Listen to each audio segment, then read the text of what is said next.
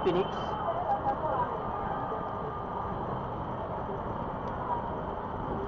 Yan na. Ha? Naglag to.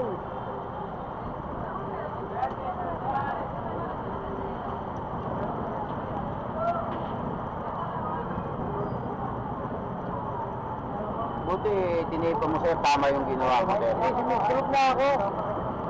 Siguro sa pawis ka ako siguro na. Hindi. Ito kasi na-expired po to. Ah! Hindi. Pag yung mga mga company, hindi yan lifetime. Hindi lifetime yun. Expired yan. Lalo na kung laging gamit, laging nasa labas, nababasa. Nag-reinitan. Nababasa siya, nainitan, yan, nag-expired yan. Kaya kailangan siyang yan, tulad ng ginagawa namin. Pero magkano gasto nyo?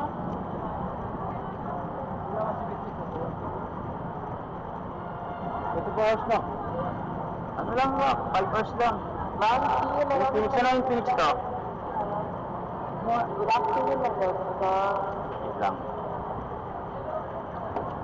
Dito lang na. 5 hours to yan, 5 hours.